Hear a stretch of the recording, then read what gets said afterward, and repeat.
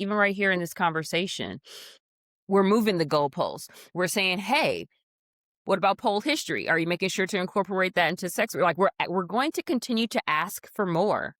Yeah. I don't think that there's any way of getting around that.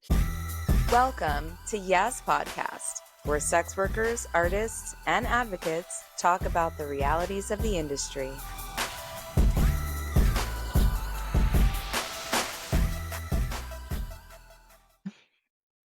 Hey everyone, I'm AM Davies, and I'm one of the hosts today of YAS Podcast. But before we get into all that, thanks for being here with us. As always, we wanted to remind you that YAS Podcast is produced by YAS Work, a nonprofit organization dedicated to changing public perception through media.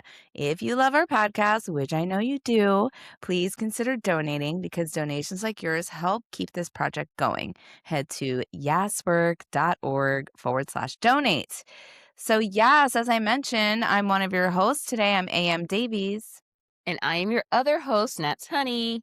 Yes. Thanks so much for hanging with me today, Nats. Thanks How for are you inviting doing? me. I'm looking forward to this Always. conversation. Yeah. How are you doing? I would be a lot better if I had something that I was able to blaze upon. Well, you're not. What's up? What's up? What do you mean if you had something? You always have Inside the something. I'm inside the house, so I usually Oh, you don't smoke in the house? yeah we stopped smoking in the house once Dominic came around. Wow, that is very admirable. I can't imagine not smoking in my house. Wasn't my choice. It was not my choice. But it's all good. We do have designated smoking areas in the house. Like, you're not allowed to smoke outside of those areas, Yeah, see, but yeah. wow. Like, and if I had my pen, I'd be joining you because pen anywhere in the house. So Okay. yeah, Well, I'll keep it to a limit so I don't, so you don't get jealous or anything. I support you fully. Of course. Yes. We're talking about PoleCon today. Yeah. That thing that we went to in May. PoleCon East to be specific, correct? Very specific. Thank you. Yeah. Yes. And this was Yeah. my first time going in a very, very long time. Same. It was also a very long time for me. I want to say the last time I was there, as someone so poignantly pointed out in front of my partner, directly to my partner, as if to tell my partner, I've seen your partner's tits before. The last time I was at PoleCon was in like 2015 when I got topless on stage. So it would have been like 11 years ago. My God, I cannot believe time happened like that. But yeah, I forgot how long it had been. We ran into another person before the whole event got started. And he was like, the last time I saw AM, and like told my partner this story. The last time I saw AM, he called me she was on stage, like, tits out, and I'm like, "This is the first time you're meeting my partner. Why do men do that? Why do men have to say?" And then in my partner's head, he's like, "Yeah, you and, like, millions of other people have seen their tits." Like, what? But that's the point, like, why did he have to do that? It could have been like, Do I you saw know your those things? performance and it was very memorable. It didn't. Right. Yeah, yeah. But why did we have to talk about my tits? Anyways, that's how long ago I was there. It's a long time. 11 years And ago I with my wasn't tits there for out. that performance, so it's been even longer for me. Yeah, and it was really interesting because there was new people there, and there were people that, like, we hadn't seen in years that we knew, like, decades ago because we've been doing this shit for that long now, Yeah, right? yeah. Bro, you and I have been friends for 20 years. Literally this year. Maybe That's even last year. right. Maybe even last year. Yeah, I think it might have been last year, but, like, dead set on, like, "Ah, you're not getting rid of me. You're not getting rid of me," That's a you know? I know what I'm saying. It's a long ass A long time. time. That's a long time. I love it. I'm thankful. I am thankful. I am thankful. Yeah, I think it's great. I love it. Yeah. Um, yeah, so we saw people we knew, people we didn't know, and I don't know, I would say overall I had a genuinely really good time, and I was very happy that we went. I was very happy that I attended. It elevated my spirits, and it was wonderful to see the culture of pole with so many Black people being represented. It was fantastic. Yeah. I Yeah. was really I was happy. Enjoyed it. Definitely. Yeah, you just mentioned what I wanna talk about, which Mhm. is the, diverse and Black representation at Great. PoleCon. Can you expand on that for our audience? It Me expand on it? Sure. Yeah. Sure. Yeah. Um, as most people know, when pole fitness, first initially developed, even back then, I was just like, "Ah, white people doing white people shit ain't for me." Yeah. So, it was a lot of that in the initial beginning, and going to PoleCon East, it was refreshing to see that the convention was still happening, and it seemed like, to me, that the reason why it was still happening was because Black people were keeping it alive. And I don't wanna just say Black Mhm. people, I'll just say people of color, the global majority.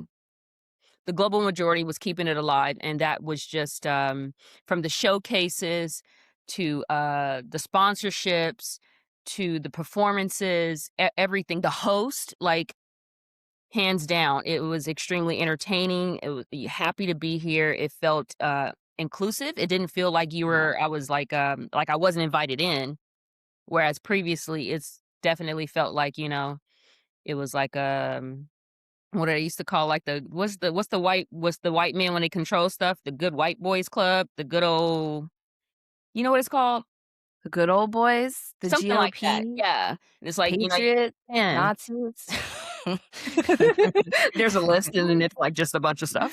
Yeah. But it didn't feel like that, Yeah. and props to, I believe, the owner's name is Colleen or Yeah. yes. Colleen Props Jolly to is the director, yeah. Yeah, props to them for making that happen, because I'm pretty sure, yeah, you have to be Yeah, welcoming and, like, kinda like, let's bring that on in order for that to exist, and it was totally. beautiful to see. It was beautiful. Yeah. All the beautiful Black beauty on display. And the Yeah. Latin, like, I don't wanna leave people out because it was fantastic across the board, so, It really, like, there was, like, a group for everything, right? So I Yes. was in the disabled group, which they'd be called parapole, right? And then there was um, the Latinx, Mhm. showcase that you were Which was mentioning, and fucking rad. That was so yeah, rad. it really was. Yeah, and Yeah. so there was, like it was just, like, everyone got their time to shine is how it felt, and everyone got their opportunity to represent, and Yeah. that's what I felt was, like, really, really great about the whole event, which I've always kind of felt that way about that event, to be real, 'cause I went to it several times, many times in the last, obviously 11 years and before.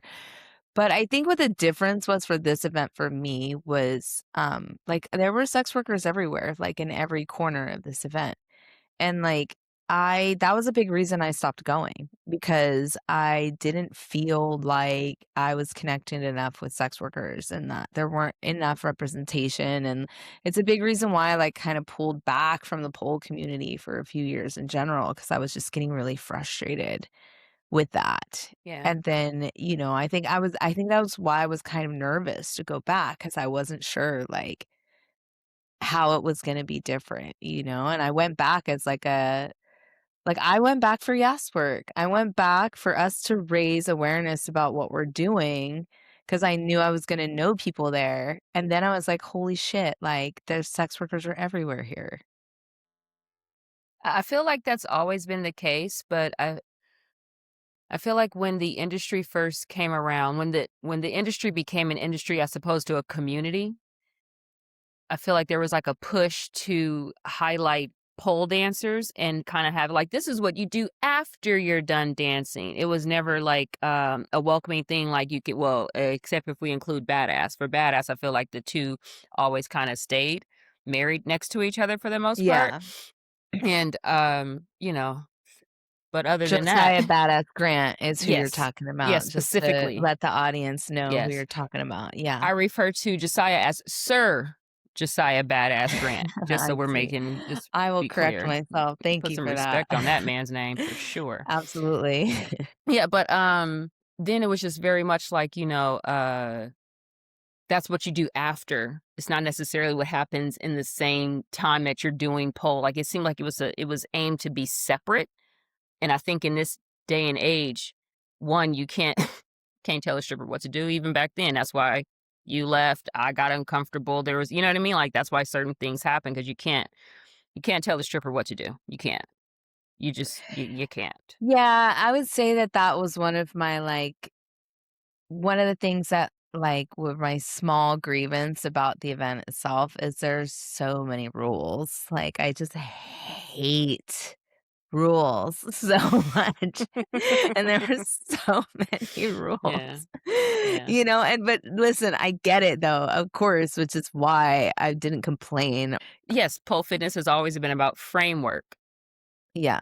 you know, and regulations. So Yeah, but especially in an event like that, of course there's rules, you know? Like it's a big event. There's a lot of things to manage, you know? And of course from a logic standpoint, I get it, but for the anarchist inside of me, the disruptor, the artist, the freelance stripper, I'm like, what's all these rules? But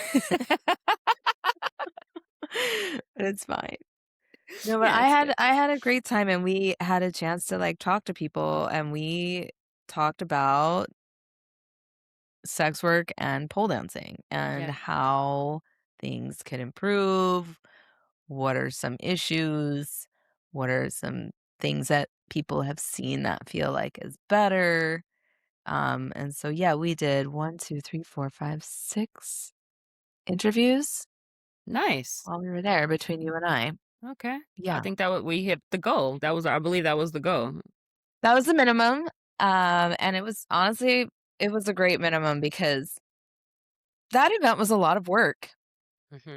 We were busy. Yeah. I was very busy. Yeah. Especially with the performance and lugging around the equipment, going back and forth. Yeah, it was a lot. It was worth The it. performance. I know. It was worth it. The performance. I just want to say about the performance to our audience that it was dedicated to you. It made me cry. It was dedicated to NatsHoney specifically, but in general, the entire theme of the set was all with sex workers in mind the whole time. Like all I had was y'all in mind because I was like, if I'm going to PoleCon, like everyone's gonna know that I'm a sex worker and like that's the team I'm on, and I almost did this one performance and I completely changed everything because I realized my first choice was like kind of all about me. And I was like, no. I had to reel myself back in. And I did it for all sex workers, and you being my longest sex worker friend, and my longest closest friend, and one of my biggest inspirations. That is why the performance was dedicated to you. Yeah, I totally like they said that, and I totally broke down. I was happy I was able to make the money throw and do it on cue. Oh my God! And your money throwing, out of this world. It was so perfect. Like it's my favorite. Every time Nats just ran by with money. It was so cute. So if you haven't seen my performance, go to my Instagram and you can see me performing and NatsHoney making it rain on me at amdavies_. You might have to type my entire handle in order to find me. Please do that because that video is awesome. Slut! That performance Yeah, is great. but go look at that. Okay, are we ready? So here's for our audience to understand. We're going to play each of these clips of interviews that we did at Pole Convention East. And in some of them, Nats is the interviewer, and some of them, I am the interviewer. So Nats hasn't heard some of the stuff I talked about with someone else until now, and vice versa. So we're going to play each interview and then kind of have a little reaction after each one. So we're ready to get started? I'm excited. Sick. Me too. Yeah. Start again. Welcome to Pole Convention, everyone. We're here with Agatha, right? And which company are you representing? Sway Mover. Sway Mover, and it's our 11th anniversary this year. Over 10 years. That's impressive. That is impressive. Okay, that's awesome. Let's ask you a couple of questions. We really appreciate you stopping and talking to us today. Okay, so first off, let's see. You're a polar, right? I am. Okay. Do you feel you have learned about the pole history at the studios and the classes you have attended over the years? Ooh, not really, actually. I would say not many people actually mention history during classes. I think not enough, definitely. I'm teaching pole myself too, and I try to always like mention what polar I learned this trick from, or even if I didn't learn it like directly from a person, like I try to tell a little bit about origins. Okay. Yeah, that's a good place to start. That's a good place to start. I think maybe in the classes we need to have fun facts. Fun facts. So not just passing on. I've got this trick from this person, but here's a fun fact about the past of pole history. You guys, take that from us. Okay. How do you define the difference between a pole dancer and a stripper, and how much do those labels matter in your daily life? Ooh, okay. So a stripper can be a pole dancer, but doesn't have to be. And pole dancer can also do stripping. So it's like, okay, yeah. Whoa. Oh my God. And what was the second part of the question? Oh, okay. So it definitely doesn't offend me. Like that. Yeah. I was just thinking like, how does it matter for me? So it obviously matters if somebody would say it in like kind of like disrespectful way, but I'm trying to kind of like also like normalize it in a way. Normalize it. Like even if I was like, what's your problem about that? Exactly. Yes. Yeah. Yeah. That was awesome. Yes. Yeah. Yes. Sounds like you support the cause. Yes. Yeah, and you're the first person to ask questions, and that was great. It's good to know that we need to do a little defining. Really different. Yeah. Really difficult, you said.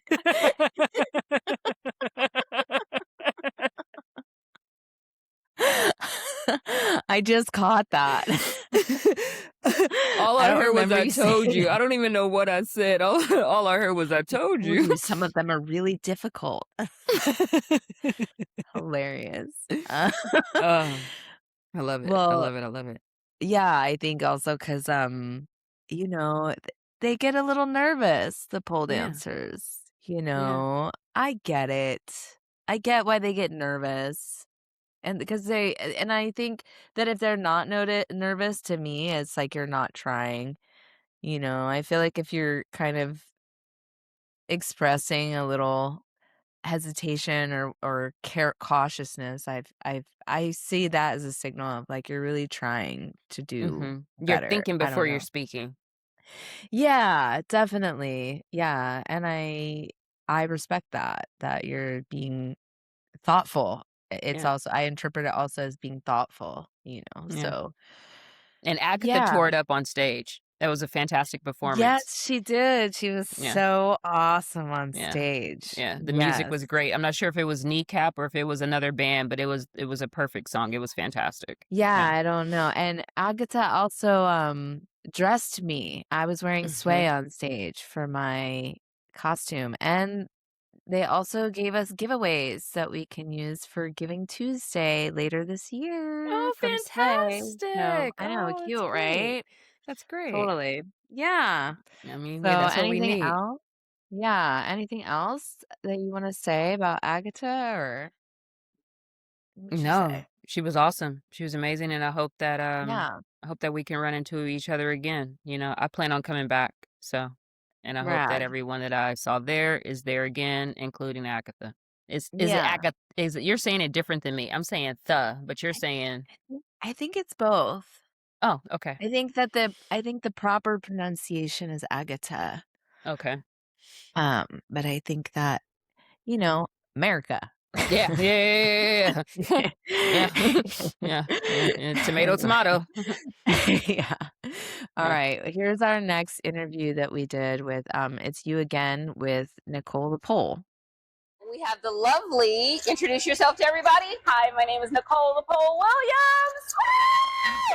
Woo! Or as some call her, Nicole the Pole Soul, right? Nicole the Pole, or now Nicole the Soul. Or Nicole the Soul. healing the people. I love it. Okay, so we're gonna ask you 2 questions. Okay. Spot on. You don't know what they are. I don't know what they are. Okay. 1. Do you feel you have learned about pole history at the pole studios and classes you attend, or in your case, that you teach? I have not learned about pole history or pole class or pole. No, and I had a studio. There was no talk about pole history back then. It was more so we just picked it up offline. Like that was what I thought of. When I thought of it, I thought of strip clubs first when I first started pole dancing. But then when I went into a class setting, it was like just looking at other people do it. You know what I mean? So that was the history that I had. Of course, I knew it came from strip club. Like I knew that part, and I knew you at the beginning of my time. We have a special connection. I actually trained with you, somebody that came from the strip club, so I knew.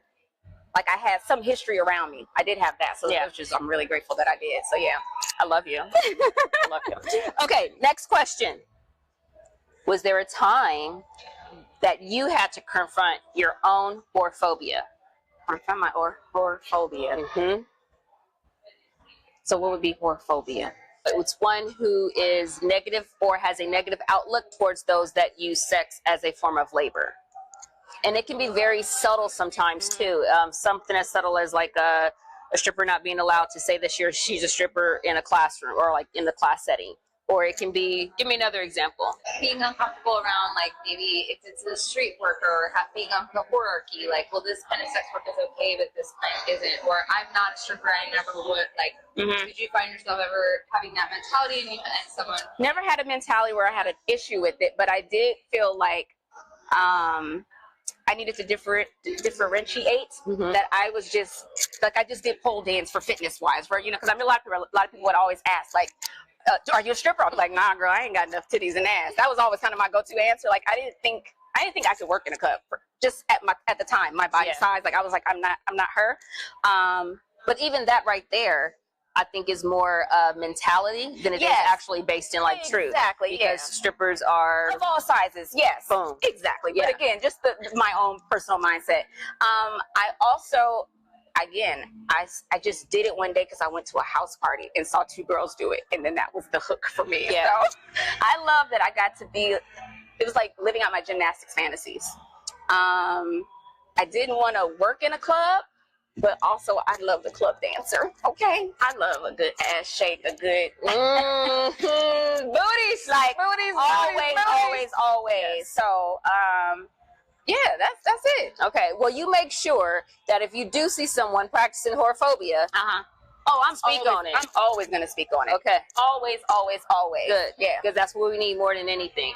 That's always been who I am, and it's even when I book dancers for Snoop, people always think I don't book strippers. I'm like, I book strippers and pole dancers, and I don't book a person because they're one or the other. I book you based on your skill level and your entertainment ability and your energy. Always. Okay. All right. Well, there we go. Nicole the Soul, formerly Nicole the Pole. All right. Great. Thank you. Oh, wow. Great. I might be tearing up a little bit. Oh. Yeah. It was really that was beautiful for me to have the chance to do that with Nicole all these years later. Like for me, and this goes back to like the Black representation, if I'm being completely honest. This is YouTube days. All right. And I don't know how. I think maybe Nicole hit me up. I'm not too sure, but I went over to her house where she was staying at the time. And she had her pole up and she was doing her little things and doing her stuff. And I'm like, yeah, all that's cool, but you need a trick. Like you need something. You need something wow. And I literally said, I'm going to give you one of my tricks. I'm going to give you my trick. And the mission is for you to go in and fucking dominate this industry. Like they don't have, like, I'm not going to do it. I'm not going to go and do that right now. I got a collective I'm trying to take care of. I got artists that I'm trying to mentor. That's not my lane. But I would love it if you can go and dominate as a Black woman in this industry as it's starting to come up. And I taught Nicole how to stand on the ceiling. And it was a very long time ago. And I believe that was like one of the tricks that really kind of solidified Nicole as like, having a signature trick and elevating her like to the place where it's just like, you know, like I think it unleashed more creativity as she approached pole fitness and turning it into pole dance. And all of these years, Nicole has always she's always given respect and props to me. No matter the differences that we've had or the different side of the fields that we're on. Sure. And that's something that I truly do appreciate and respect, because I feel like that kind of respect is what's needed. You know, that mutual respect, honestly, for me to be able to see somebody be like, hey, I see you got the goods, and I think I have a piece that can help to elevate you that much more. I'd love to share with you what I have, and you take it from there without it being like, you know, a tit for tat or anything like that. That was it was beautiful to see. Yeah. And I gave her a bunch of shit too about this retirement thing she kept doing. I'm like, how the fuck can you retire? But I understand now. I understand what that retirement means. So I'm like, okay, I get it. I get it. Yeah. Yeah. Yeah, that was awesome. It was so great to see Nicole. Yeah, because she lived in LA when I lived in LA. I would see her at auditions all the time, and remember we all got hired for some like big reality show thing, and it was like multi levels, and there was this like big huge stage. I don't know. Remember them people? Oh, I know which one you're talking about. I never don't- did none of those things, but I know which one you're talking about. I know which Always one. back then, all these people always tried to hire us to do those types of shows, and it like never went through. And we would all just like hang out and it was just a group of us, like a diverse group of us. And Nicole was one of those people that was always at those things too. Yeah, so I feel like I've known her for ages also. Yeah. So it was really great seeing her. Yeah, props to Yeah. Nicole for hustling the shit out of this. Like, seriously. Like, mad love. Mad Yeah. love. Yeah. Yeah, she put a lot of people on. Yeah, I mean, yeah, I don't know if we need to just inform the audience. She's most famously known for being the pole dancer in the Pour It Up video for Rihanna. So in case you don't know, now you know. I don't think I knew that. You didn't know that? I don't pay attention to everybody's resume. You know, like I'm very active in like, you know, trying to get it going, and then after that I'm just like, yeah, go forth. You were dedicated at the time to your collectives, and it was around that time probably. And it was like the hot shit, like everyone was talking about it. So yeah. We love doing this work, maintaining a platform for sex workers to tell their stories, entertaining and educating the public. If you love our podcast, please consider donating. We are now a 501c3, so your donations would be considered tax deductible. Go to yaswork.org/donate and easily send us some support to help keep this podcast going. That's yaswork.org/donate. Next up is Misha. Hi everyone, we're here at Pole Convention once again, and we are with the lovely Misha. Okay, and tell people a little about yourself. So I am the mother of Pole Poise and Moxie Moves. So Pole Poise, we make all natural sports grips for pole dancer or anybody in the sports world. And Moxie Moves, we teach your grandmother how to ditch her wheelchair and walk her, and teach other fitness professionals on how to work with older adults and pole fitness or with chair fitness. Awesome, because fitness is important. We want everybody to stay around for as long as possible. Okay, longevity, gotta stay active. Going years. Gotta stay active. Okay, all right. Well, let's top it off with some questions. All right. Okay, first up, do you feel you have learned about pole history at the pole studios or any of the classes you have attended? I feel like I learned more about the history of pole when I go to more at conventions than in the studio, because you get to meet people from different parts of the pole world and different parts of life. So being within a community and not just being within a super intimate setting. Exposing to more people, more areas, regions. I get that. I agree. That's a very different take. We haven't had that response yet. That's awesome. I like that. Okay. Now, next up, was there a time when you had to confront whorephobia yourself? Yes. I confront it all the time, and I don't get upset because, honey, I love the strippers, okay? I pay them in tithes and offering. That's how I pay my tithes and offering, because they support me, and the base of pole comes from exotic dancing and strippers. So when someone faces me with that, I'll be like, no, I'm not a dancer. I do it as a hobby. But honey, I pay my tithes and offerings in the strip club. Take note. Okay, let's go right here. How do you define the difference between a pole dancer and a stripper, and how much do those labels affect you in your daily life? The difference between a pole dancer and a stripper, I say with pole dancer, you're more doing it for a hobby and competitions. For strippers, it's their way of life, their way of how they pay their bills. It's their career. So you can't say like, oh, I'm a pole dancer and I'm an exotic dancer. That's not the everyday life that you have, right? These people get paid to dance. They just not doing it for fun. They enjoy what they do, but they doing it to pay their bills, and that's what they enjoy doing. Nice. Wonderful. Well, that was fantastic. Oh, thank you. That was awesome. I love how, like before we did the interview, I believe I got the full breakdown on how the business came to be and the inspiration behind it.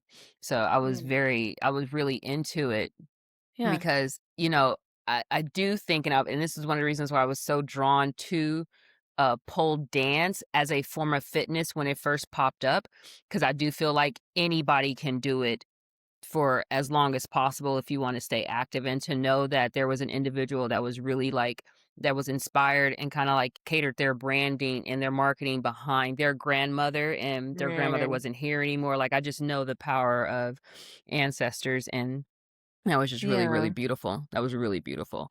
And the tithes and the offerings, Yeah. you know? Yeah. Yeah. And I also appreciate everyone's candid answer about whether or not they learned about pole history in the studios. And like really kind of across the board, the answer is no. Yeah. Right. Yeah. And so what I find interesting about that is I know that some studios are teaching it. So now I'm like, I almost want to assume that no studio is teaching it until I hear differently. I think So that would be a safe assumption. right. But now I'm like, but wait, what studios are doing that? Because I hear that that's happening, but like, And if what? that is happening, what are they teaching? Right. You know, because I don't think that I don't want to toot my own horn, but I feel like Why not? and I thoroughly know the history, and I feel like if you can't go 100%. if you can't go as far back as 1998 to record like the events that unfolded as this community became an industry, if you can't go back to Fanya putting out an ad out here in the local dance paper that we had here in Los Angeles, if you can't go back all the way to Miss Bobby visiting New York and going to I think that lady's name was Wendy, if you can't trace it all the way back to those USPDF, oh my God. but that was even before, like, I think that was like before USPDF popped off.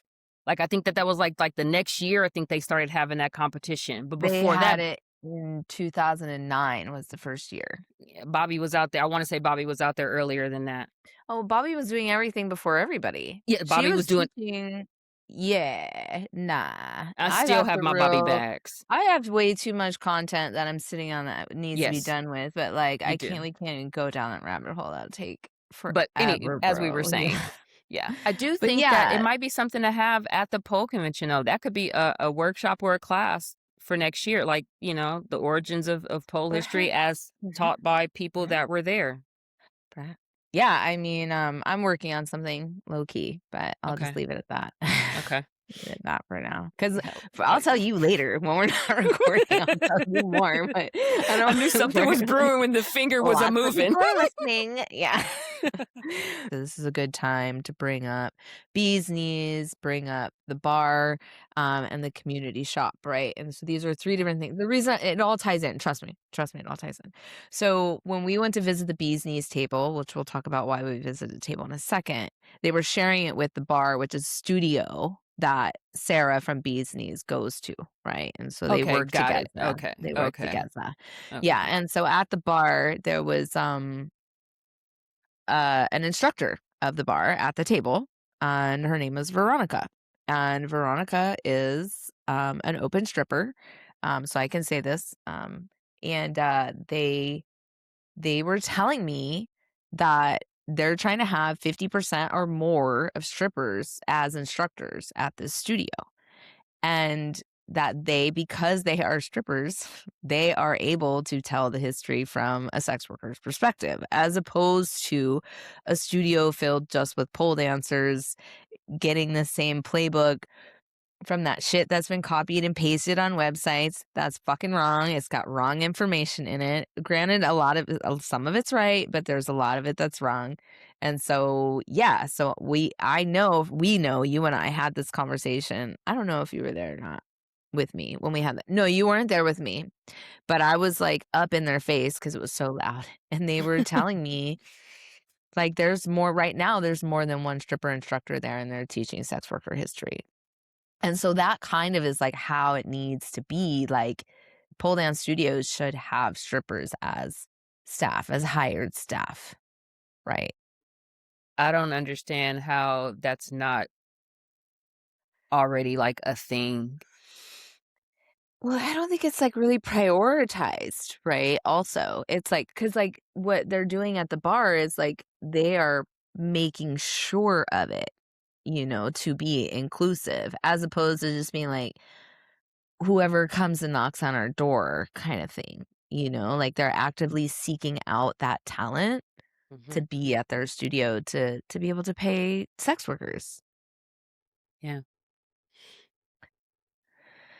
So I know it happens, but who else? If anyone's listening, tell us what other studios are doing any of the things that we just talked about: hiring strippers, teaching about sex work, like in the history of pole dancing. Like, tell us, please write in and tell us. And not just hiring strippers or sex workers, but I really enjoyed that 50% mention.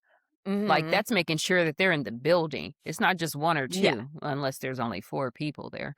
But you know what I mean? Like that's a good margin to try to hit. Yeah, agree. So I know it's happening. I just don't know who's doing it, right? And because it seems like it's just happening on a small scale. Let's move on to the next video. You ready? Who is the next one? This one is me interviewing with award-winning pole dancer and ex-stripper Shaina Cruea. Ooh, okay. Here we go. Here with Shaina Cruea, right? Hello. You identify as Shaina Cruea. I identify as Shaina Cruea. Yes, I do. Lovely. Shaina, you're we're talking to strippers and pole dancers here, and so like something I'd like to know, because you have a long history of pole dancing. So can you just give us like a brief synopsis of like what your deal is? My deal starts a really, really, really long time ago. Yeah. So I did start technically pole dancing in clubs, but I didn't get down with pole really until I was out of the club, which is a strange irony. Yeah, that is interesting. That I am now a professional pole dancer. Yeah. But in the club, it was a much different situation, and it's actually all become very full circle, because there are girls that used to get down on the poles in the clubs that now come take my classes. Oh, interesting. At the pole studio. You see a lot of overlap of stripping and pole dancing. There is, and it's really beautiful. I do feel like there's a bit of a divide depending on the part of the country or the part of the world that you're in. In our particular area, it's actually a pretty beautiful combination of studio pole dancers and club dancers. Like where you live specifically. Yeah, where we live specifically. Yeah. Gotcha. So what are some things that you've seen that have been encouraging about how the pole dance community has showed up in regards to strippers and sex workers?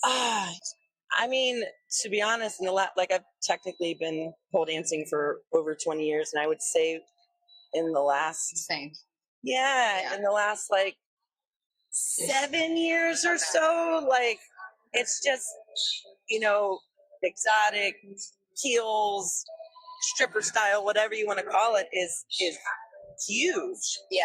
Which is amazing, because I feel like initially when I first got into pole, it was very much like it needed to be dancey, it needed to be artistic, it needed to be fitness based or whatever. Like separate, like yeah, different. like separate and different. Yeah. Right. And I do feel like since I started, it has expanded massively, and you know, it's just become more accepted. You know, wear whatever the fuck you want. You know? You know, stop being whorephobic. Exactly. So you feel like there's been a reduction in whorephobia? In my experience, yes, but I know that it definitely still exists. Sure. I see it on the internet, and to be honest, still,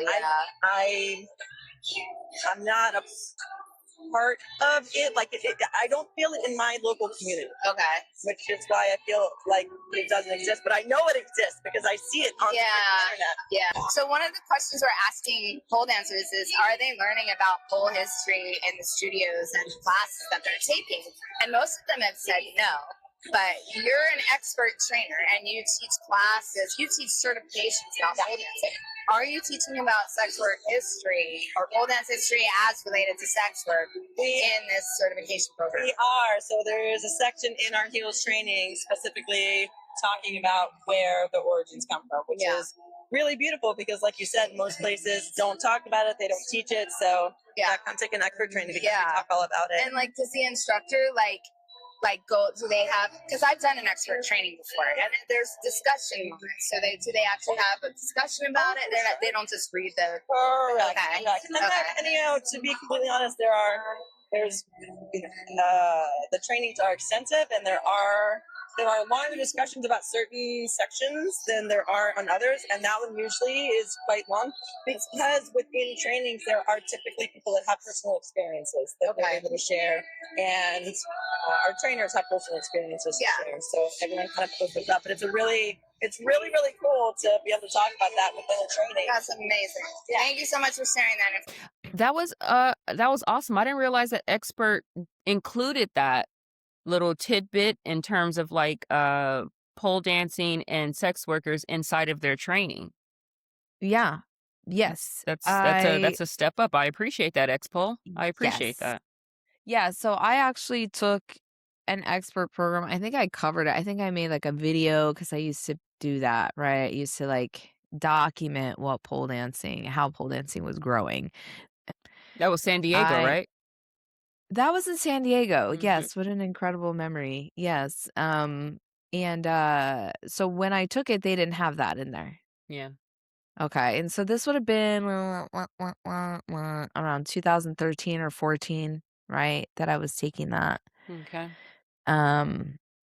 And then so they have this whole section now, and apparently, and I know what it's like. You know, you sit there and they come up to a section and then you dissect a section and then you're just sitting there talking about it. And so I that's why I was asking, like, is that what it's like? And that is what it's like. They sit there and they talk about it and dissect it, and they have people who are able to share lived experiences, which I think is obviously the best part, because as Sydney said in an upcoming episode that comes out next month, is that, you know, get it from the source. Yeah. You know, and to also like quote Samantha Sun from East London Collective, who we interviewed last year, like, don't be a photocopy of a photocopy of a photocopy. Like, you know, get it from the source. Yeah. So I think that's really important. And Shaina has lived experience, and other people who are writing expert. And so it's not performative. It's not performative. And a lot can be said for that. The fact that it's not performative and actually based in those that have experience and they're trying to charter that path. Right. Yeah. Respect. Yeah. I mean, lots of respect. Yeah, and also, like, I watched X-Pole change from, nah, we're not doing things with strippers, to what they're doing now. And it's a huge difference, you know? Yes. I watched them from the inside do that. Yeah, that's all I'll say about that. Yeah, that's all we'll say about that. Thank you, Shaina. Amazing. Next we have you are interviewing, and we caught up with Jinx. You remember Jinx? You loved that combo. This is a longer one. You ready? I can still see the performance. Let that recording play. Let's do that. All right, here we go. We are here with Jinx. Jinx, tell the people about yourself. I'm Jinx or Ash, or wherever you know me from. I am a 12-year veteran stripper. I started in the strip clubs before I ever set foot in a studio. I'm also non-binary. My pronouns are they, them. Yeah. Originally from Charleston, South Carolina, but now at the Pole Academy in Greenville. All right. Let's go. Let's see. Do you feel you have learned about the pole history at the pole studios or classes that you have attended? I find when I'm in spaces where the classes and studios are informed by, ran by, taught by sex workers, I have a better experience with that. Otherwise, it puts me in a sometimes unwilling, sometimes willing teaching role because I have to be the one to provide that context. Yeah, so I don't mind doing it a lot of the time, but I don't like to be the only one who can, you know? Okay. Yeah. All right. I am suggesting that more people have fun facts at the end or beginning of their class in relation to pole history. Yes. So, you know. I actually have something pretty interesting on that note. So there was a large controversy among the pole competition, pole fitness folks over some things that it's not my business. I took it as an opportunity to educate my students because I was like, I'll be damned if my students are the ones who are doing this. So we had a whole lesson kind of framed around what I do on stage at work. So stripper style from a stripper, you know. Key. And during the course of our warm up, we did kind of a like fact thing like that. So I would ask them questions. Hey, what happens if a stripper breaks their leg? A, you know, do we get workers' comp? B, are we covered by insurance? C, do we just have to kind of eat it and sit out of work or go into work with a cast? It happens. These are things, you know, so it was just kind of questions along that line. And I will tell you at the end of that class, every single one of my students thanked me. They were like, I had no idea, you know, that you paid so much to work, that, you know, you're not guaranteed a wage, that, you know, there's no kind of recompense for if we are injured, you know, it's kind of, we're doing all this pole stuff at our own risk. Especially someone like me who was learning Aisha's in the club. If I fell and broke my neck, there's nothing Passed out. You know, yeah. So we had a whole class with some choreo that is very similar to what I do on stage, and we kind of had a dialogue. That was nice. That's called bitching right there. An example. That's lead by example. Yeah, Jinx, I'm loving it. Loving it. I wanted to take that negative thing that was so highly publicized and turn it into something that, like, what good can I do as a result of this? Instead of just, like, for me personally, obviously all reactions are valid to it. Like, I was angry too, but I chose to kind of turn that into something productive for my people instead of just giving into the urge to, you know, about it. But I totally understand that. That's a valid response. What are some of the things that you have seen that have been harmful?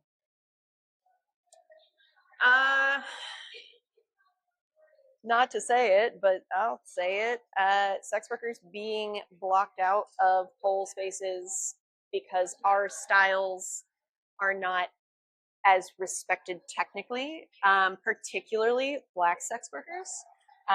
Because people look at the style of dance that comes from like urban strip clubs and they think, you know, XYZ. But a flex foot is not always a bad thing. It's a stylistic choice. It's, you know, that snappy style. It's a different stylistic choice. Just as worthy of respect, just as worthy of space on the stage, just as worthy of its flowers, you know? And I think that people who are trained in a studio setting where they're getting an education of pole that is coming more from ballet, gymnastics, you know, traditional like dance sports. They're so disconnected from that to them, good looks like this. Yes. And that's not the case. Good is perfection. Yes. And just because someone else can do a different style than you does not make that style any less or more worthy, you know? But that also kind of circles back to where did it come from? Where are the roots of pole? And I think we all know. So happy we're doing this interview. Yeah. You were hitting it. You were hitting it. Okay, last one, and then we're gonna let you go because it is a lot happening at the Pole Yes, convention. absolutely. Okay, let's go with. Have you ever experienced judgment or gatekeeping? Yes. From either the traditional fitness world or the strip club scene? Yes, absolutely. I went into a studio. This was when I was kind of putting out feelers to teach. Okay. So I didn't have any studio experience. I was just kind of cold calling places. I would call somewhere, I would go, I would take whatever intro level class, I would take stretch and flexibility, I would take whatever. Yeah. Whatever their intros are. Right? Yeah. And just kind of feel out the studios. And the first studio that I went to, not the first one I taught at, but the first one that I went to, like approached for teaching stuff, I took a flexibility class. During the course of the class, all throughout the course, because I am extremely hypermobile, I'm very flexible, all of these things. So in a stretch class, there were eyeballs. So they were all friendly. They all wanted to talk to me. They all complimented me. Oh, your splits are so good. Oh, your this is so good. Oh my God, amazing. And then class ends. I go up to the front desk to kind of discuss like, hey, I'm actually looking to get into teaching pole. I'm looking to get into an instructor role. Like, I have this many years of experience in the club. And then that door immediately shut. The attitudes dropped. The faces changed. No more smiles. It was very... you were no longer valued. Yeah, it was clear that it was not an option anymore. And I'm like, what happened? 5 minutes ago, we were on my nuts. We were all good. You wanted me bad for your studio. And then all of a sudden, it comes out that I have this type of experience and you're no longer interested. And like, it's fine to not be interested, but for that reason, in a pole setting, that's not right. That makes me cry. That's not right. That's not okay. It's not. But also, I mean, it's not just me. It happens to strippers, sex workers, all over, everywhere. I'll stop being a baby about it. Jeez. Oh, gosh. But that's the thing, though. It shouldn't happen to you. It shouldn't happen to me. It shouldn't happen to anyone. Like, I don't understand it, but that's why we're having these conversations. That's why we're asking these questions. Also, I think that this is just my last little tidbit, and then I will skedaddle. I think that the answer for pole to the stigma of sex work should not be to cut and separate. I think the answer is, if you don't want to face secondhand stigma from sex work, advocate for sex workers so that sex work stigma can lessen over time, because whatever pole dancers are getting is a fourth, an eighth, it's watered down stigma to what sex workers are actually facing. So, I mean, these people are taking the brunt of that for you. And it's not right to say, thanks for the art. Now go over there. Yeah. Yes. There was a lot of lessons in that. I hope you all paid attention. Well, I'm crying all over again. I'm crying all over again. That was a good one. That makes me so angry. Like, Yeah. I appreciate tears of joy. Tears of sadness and disappointment. I do not like it, and it makes me angry. And just the fact that, like, again, how long have we been in this industry? Has been around for X amount of years, and I mean, it's a long ass fucking time. And for somebody who's like, I have 12 years experience, so that means that it's still happening. It's still happening. Like, Yeah. that's insane. That is insane to me. Yeah. All the bad things that we do to each other are still happening. And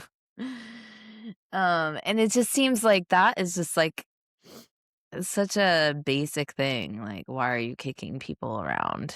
And like, we're supposed to care for each other, I mean, that really it's fucks with people's frustrating. confidence. Like, that can really crush someone. Yeah, I guess. Yeah. I guess it's funny because I just feel like it's such a common occurrence. I personally, like, I've looked back on my own life and things I've been kicked out of, and I'm like, and it wasn't until like 6 months ago, I was like, oh, it's like whorephobia, because like no one let me into their clubs and do stuff because of whorephobia. And here I was just oblivious, right? But then I figured out, like, oh, I've been kicked out of so much stuff, like friendships, relationships, like clubs, projects, whatever,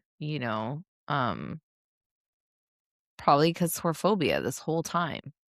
I remember specifically when I was hanging out with my friends, I used to have a lot of male friends when I was younger, and I'd meet their female friends, and they would all really like me, and then I would tell them what I did. Eventually it would come out, and they just stopped talking to me. Wow.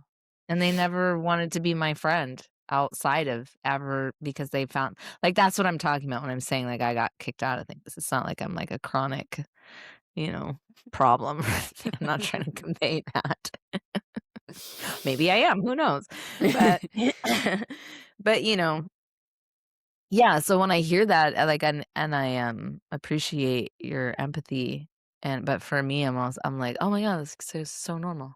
It's just it really hit me. I Yeah, saw Jinx perform before we interviewed, yeah, and I've never seen anyone fuck a pillow like that on stage. The right, movement, the flow, it was yeah. incredible. And to know that this individual was discriminated and approached with like a very like I think devalue, like, just immediately like uplifting someone. Oh, you're the great, you're great, 100%. you're great, you're great, you're great, you're great. Oh, on second thought, you're actually second class. We really don't like you. You're not really, like, what the fuck? Yeah. Well, because they do things like fuck pillows. You know what I mean? And like we think that that's fucking genius because it is. Fucking Okay. great. It But was there's beautiful. people out there. What are you talking about? Fucking pillows. Like that's disgusting. You know what Their I mean? Like, imagination isn't big enough and they're taking up too much air well, on not this only earth. that, it's not, yeah, it's their imagination, and then it's like, there's other things tied into it, which we could talk about for hours, like religion, and how even if you're not religious, we're still affected by religion. I was telling this to MJ the other night because I'm trying to explain, like, our perceptions of sex is different. Right. When I say ours, I mean sex workers, right? I'm like, sex can be intimate or it cannot be intimate. Like, it could be a sport for me or it can be intimate. But my private, intimate, how I'm going to live my life conversations, like, that's sacred. Cause he's like, well, if sex isn't sacred, then what is? And I was like, my time with you. Yeah. My Yeah. time with you is sacred, and sex Intimacy. is just something we do with our time. Yeah.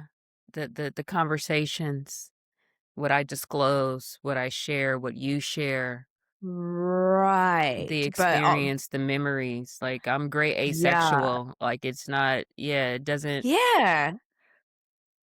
But I think the point that also I'm trying to make is that, just to keep myself on track, because our conversation went many places, was that the way regular people, I'm saying outside of sex work, view sex is still conservative based on religious ideals, even if you're not religious, because it just kind of like, it just pours over, right? And it's so like, if you're having sex with someone outside of your partner, or if you're having sex with multiple people, like, that's icky and weird.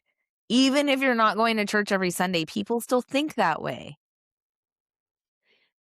Civilians have a lot of learning to do. Right. It's one thing to be someone who is onlooking without supporting. It's another thing to be an ally. There's different buckets that people can put themselves in. They should probably think twice and then figure out which bucket they really want to be represented in. Yeah. And like, stop being so uptight about sex, because maybe if we weren't so uptight about sex, we wouldn't be so uptight about people who get paid to do it. Yeah. Right? I don't know. What do I know? I'm just guessing. Well, I think if people actually took the time to listen to sex workers, we could be a lot farther in humanity than what we are. Like, you can't keep the good spirits down, and we're filled with good spirits. So sooner or later Yeah. they have to listen to us. So Well, there let's are people yeah. listening. Yeah, there are people listening. I did want to go back real quick to and touch on Bee's Knees and give them a shout out because Bee's Knees and the bar who we were talking about earlier have created basically a thrift store for pole dance wear and stripper gear.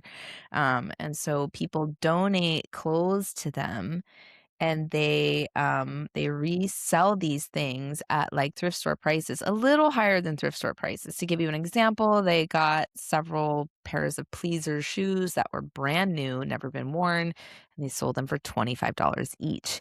This is helping baby strippers get equipped for when they're going into the field. It helps strippers who are experiencing financial difficulty and need to buy clothes and not That part. spend so much money. That shit is so fucking expensive, You right? got to keep them expenses low. The whole Yeah. mission is to keep your expenses low Yeah. so you can get your profits high.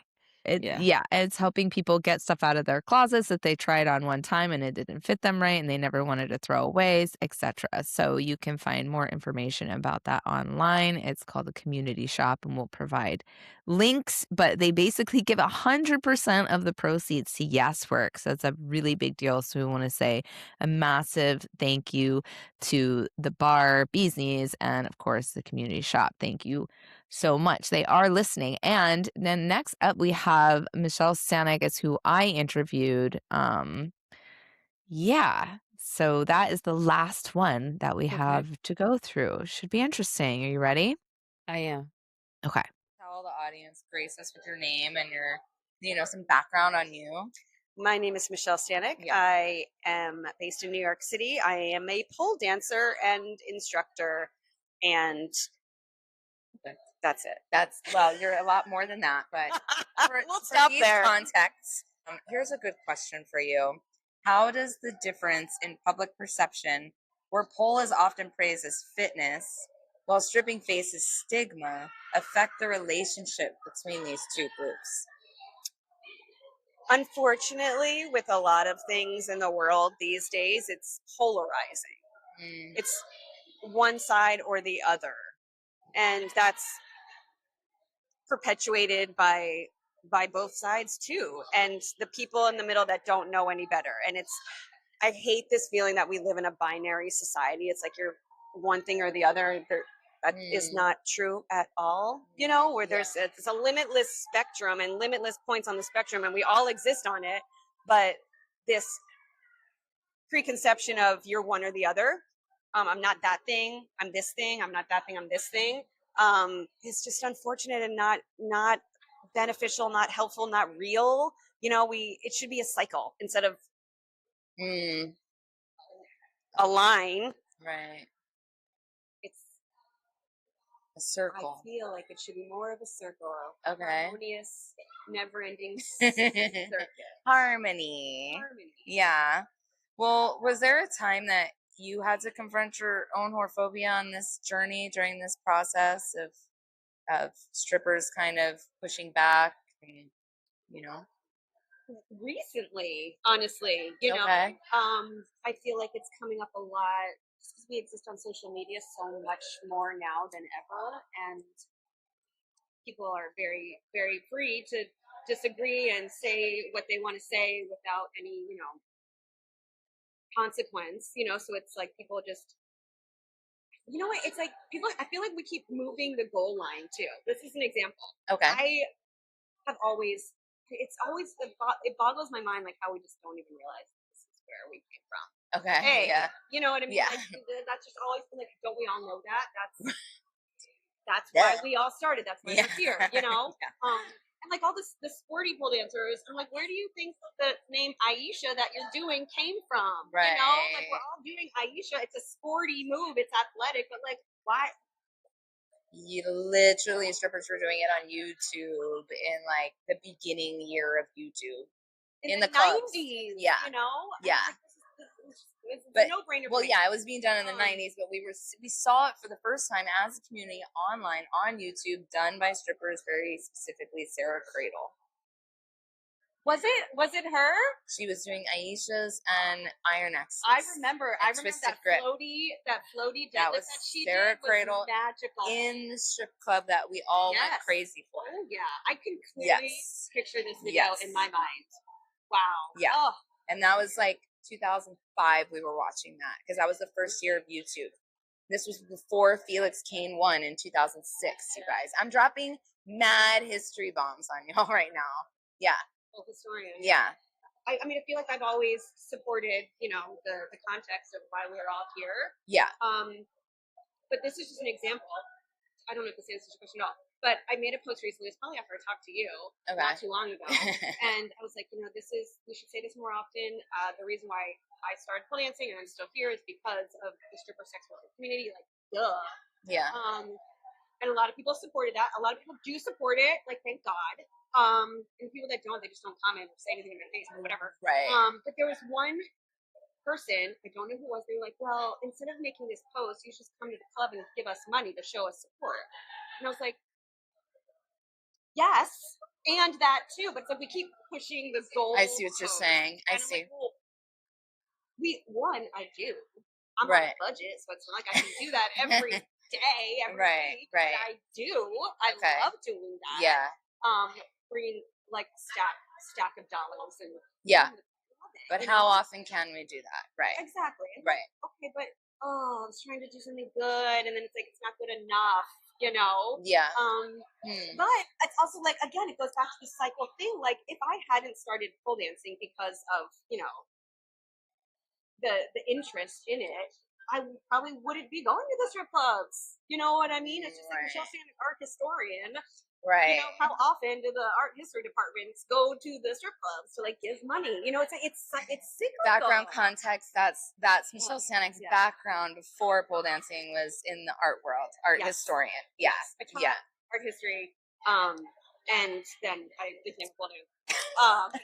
And I became a pole dancer because, you know, the place I started they were inspired by the clubs and like the inherent athletic ability that is required of dancers to do. And they're like, ding, ding.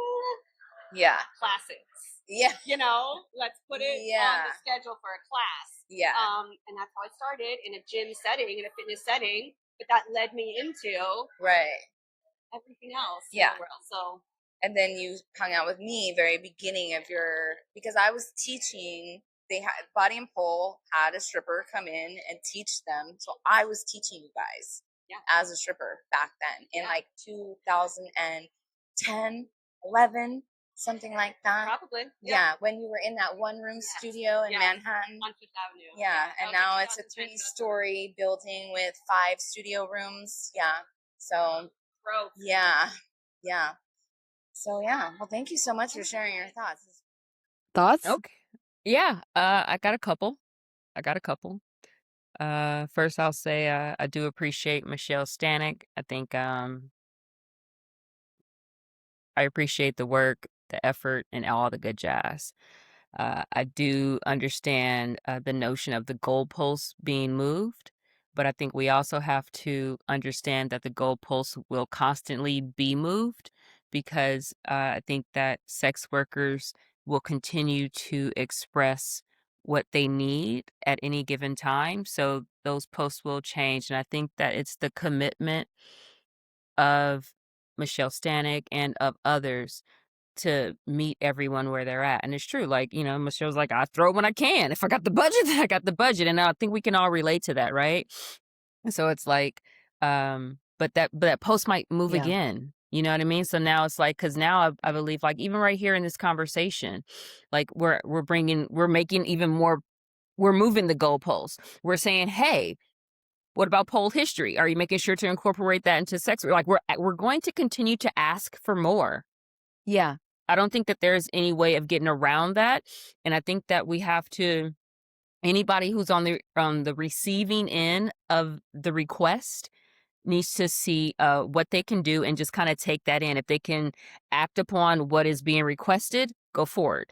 If you have to, you know, if you can't do it, if maybe you don't own a studio, so you can't, or you talk to the studio owner and they're not really feeling the pole history because they don't think that they can make money for it, like at least try to meet us at where we're moving the goalposts. And I do think that Michelle Stanek had a very good example of trying to meet. Like, I throw when I can, you know, I give the props. I'm doing it. But I do think that the conversation will continue because we are going to continue to ask and request things of those in the pole industry. And that's just what it is. And we Yeah. wouldn't have had to do that if it would have been clear from the very beginning. Yeah. So Yeah, exactly. And like you said, like meet people where they're at. Like for some reason, somebody who doesn't know Michelle or doesn't know that Michelle goes to the strip clubs came upon that post and reacted to that post. Right. But like, I don't know if Michelle Stanek goes to the strip clubs. I know because I'm her friend, but if I don't know Michelle Stanek, I don't know if she goes to the strip club. And I think that like when people do leave a comment like such as that, like, oh, you should be doing X, Y, and Z, all you got to do is be like, I do, thanks. I yeah. do that. And I encourage other people to do that. Thanks for reminding me and everyone else. And Right. sometimes that's hard though. You know what I mean? Yeah, sure. I guess I'm also like a lot of times I feel like pole dancers ask sex workers like in a friend setting, and I guess I'm saying this because it happens to me. Like, well, how do I do better? Like, what are ways that I can do better? And then and this is sort of a response to that. When you see a comment that assumes that you're not doing what you're doing, then educate, inform, take a moment to be cool with it and to meet people where they're at, like you said. Yeah. Yeah. It sounds like we all still have a lot to learn from each other. Sounds like there's room for the pole industry to still grow. Sounds like the bridge between sex workers and those that or pole dancers and sex workers, I'll say. It sounds like that bridge is still being built, but it does sound like there's more of us on the bridge building. I'm optimistic. I'll just say that. I feel the same way, optimistic, and I'll say that it has been a long, bumpy journey. And I think finally, after like this last maybe year, I'm starting to see glimmers of light that I'm like, oh, I think some things might have worked. And I'm talking very specifically about the continuous tension and ongoing discomfortness between pole dancers and sex workers. And you know me, I want unity.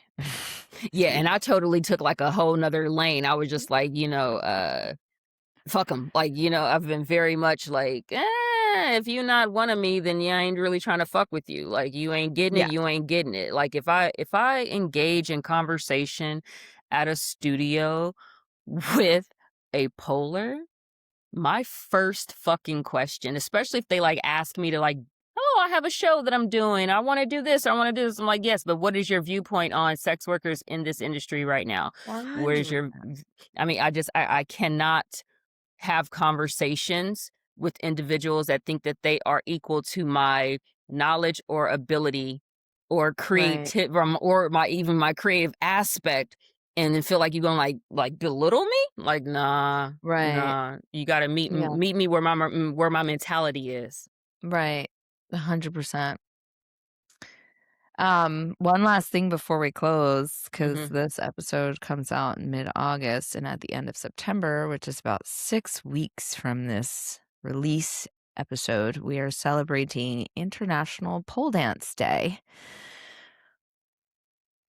So, thought this might be a good time to mention that we are encouraging pole dance studio owners and instructors to host fundraising events and to give money to sex worker organizations, anyone around this beautiful globe of ours of your choice. Although we are advocating for it and pushing for it, we encourage you to not only consider us as a place to donate, but please also consider the countless many other sex worker orgs that are around the world doing tireless, often unseen work. You have no idea. I see these people all the time killing it.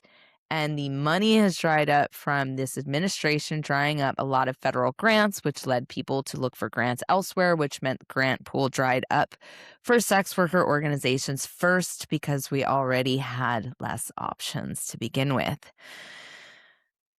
So please don't forget September 30th, International Pole Dance Day. If you can't create an event, you can donate to an org. You can share your story of why you chose pole dancing over any other activity. And you can also uplift sex workers and remind people about the history of pole dance, that it derives from strippers, full stop. No one else. Yeah. Strippers, full stop. Thank you. You can learn more at yaswork.org to find out more about that event. And if you need, suggestions on organizations, I think we can help with that too. So, if you're Yeah, running there's into a actually wall, some. we can help. Yeah, there's actually orgs listed on yaswork.org. You can go there and and you can reach out like Nat said and ask us, and we would be happy to point you if you feel like you have a cause in particular in mind that you want to support. Let us know and we can point you in the right direction. Yeah. Yeah. Can I say one more thing before we close out? Of course. Yes. I believe this is also going to be released shortly before PoleCon West. I'm not able to make it out, but if anybody who's going out there, have fun and please record some stuff because maybe I can look on Instagram or something or Blue Sky or I don't know. I'd like to check it out. You know what I mean? Since I won't be there. So go have fun, be in good spirits, and remember to uplift sex workers while you're there. Absolutely. Yes. And thank you so much. Special thanks to Colleen Jolly and the entire team at International Pole Convention for letting us run around with our cameras and for letting us talk very candidly about our relationships. And thank you so much for your support and for having us there at the event. It was awesome. You guys rock. And thank you to all of our listeners for tuning in as always. Don't forget to check out our main podcast website, yaspodcast.com. And check out our network website, yaswork.org. And thanks so much, guys. We'll see you next time. Bye.